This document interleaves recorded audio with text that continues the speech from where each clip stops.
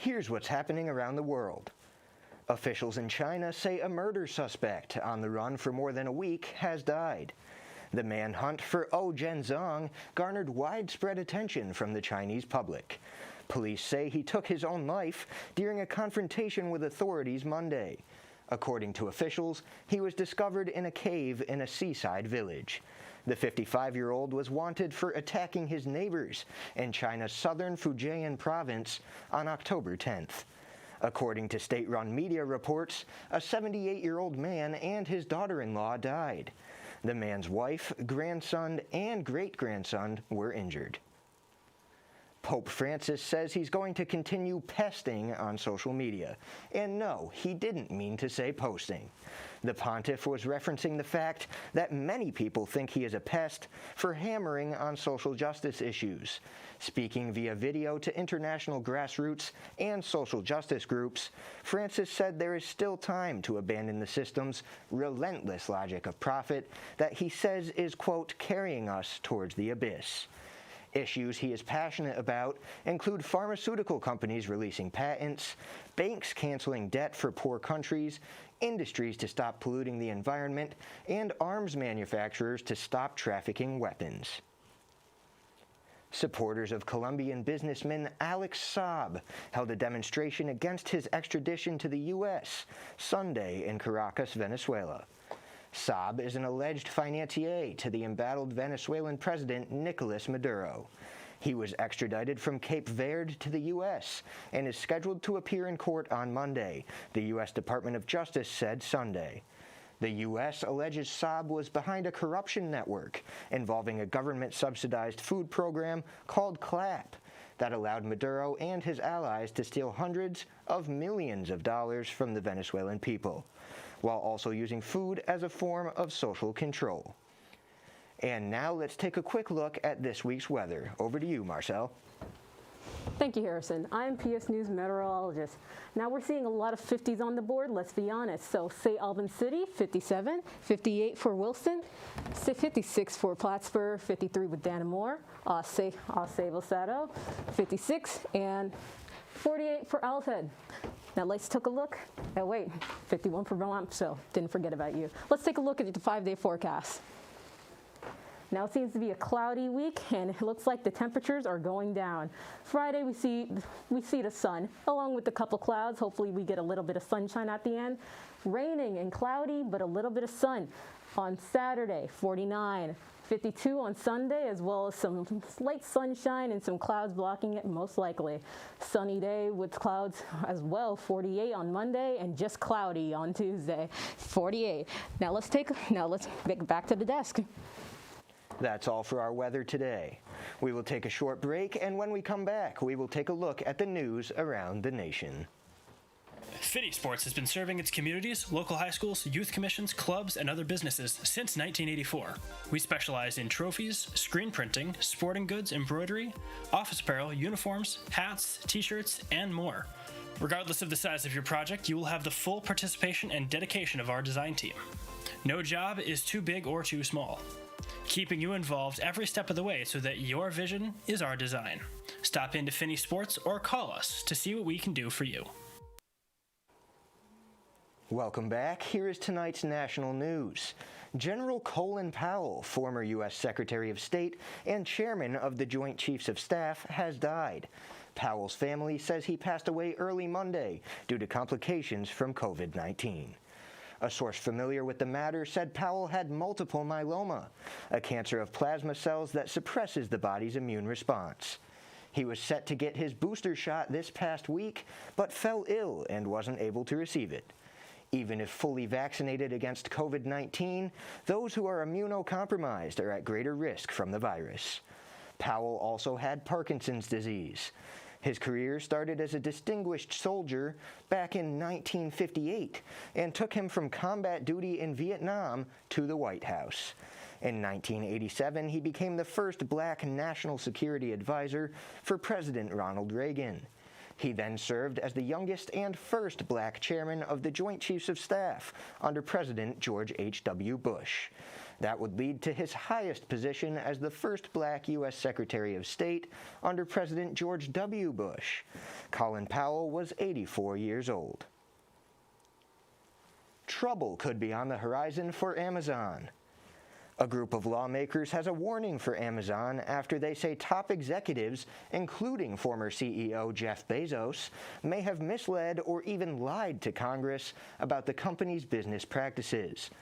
Members of the House Judiciary Committee's Antitrust Subcommittee say they are giving Amazon a final opportunity to provide exculpatory evidence to corroborate the previous testimony and statements on behalf of Amazon to the committee. The bipartisan group that includes Democrat Representatives Pramila Jayapal and Jared Nadler, as well as Republican Representatives Ken Buck and Matt Gaetz, cited recent media reports that cast doubt on testimony provided by Amazon senior executives. The testimony was about how the company uses its vast influence to help its own brands.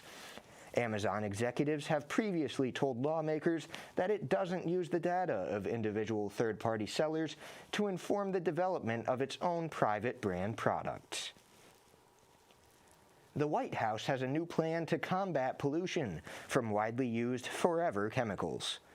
Per- and polyfluoroalkyl substances, or PFAS, can cause severe health problems and linger in the environment after being released. The Environmental Protection Agency is launching a roadmap to research, restrict, and remediate harmful PFAS.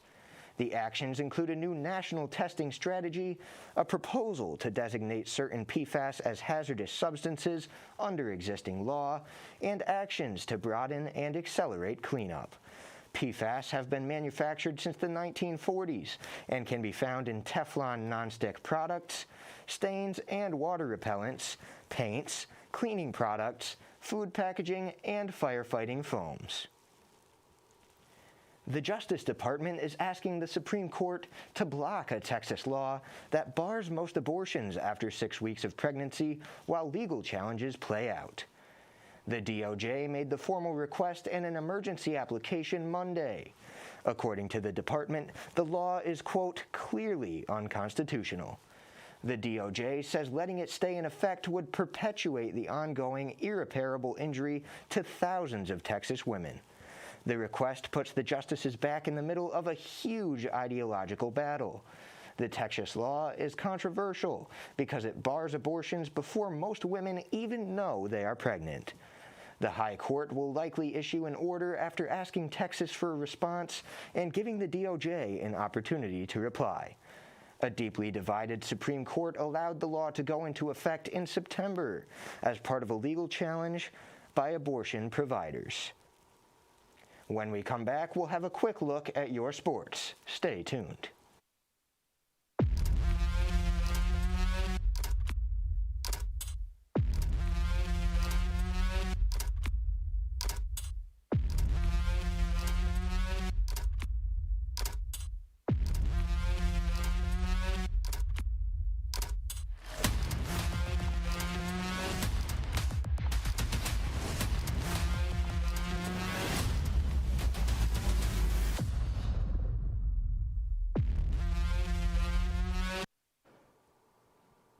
Welcome to PS Sports. I'm Jeffrey Koff. The former Washington State Cougars football coach is filing a lawsuit against the university after he was fired last week.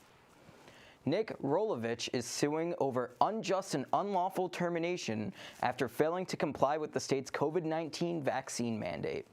All state employees were required to be fully vaccinated by this past Monday.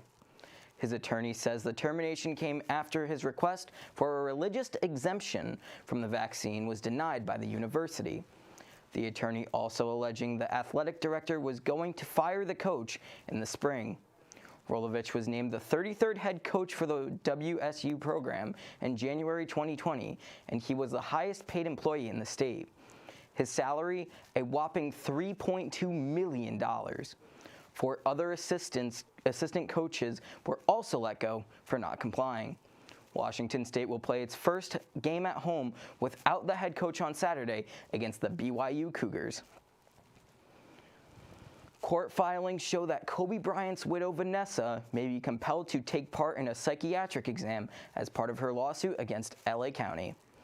Vanessa Bryant filed a civil suit in September 2020 seeking undisclosed damages after photos of the helicopter crash that killed her husband and daughter were leaked.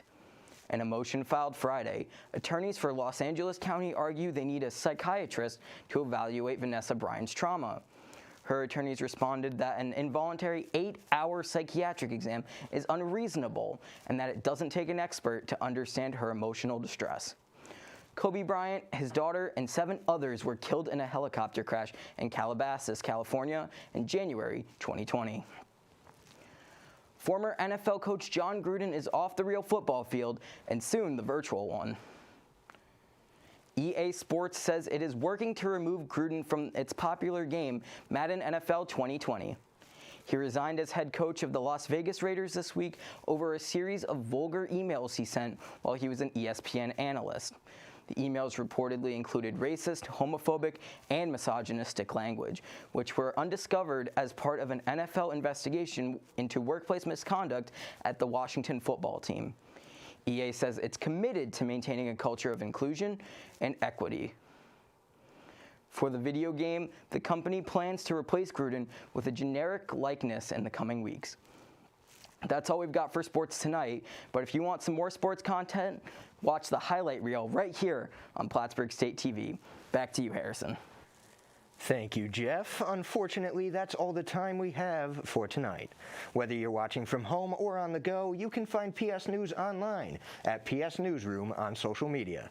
Have a good night, Plattsburgh.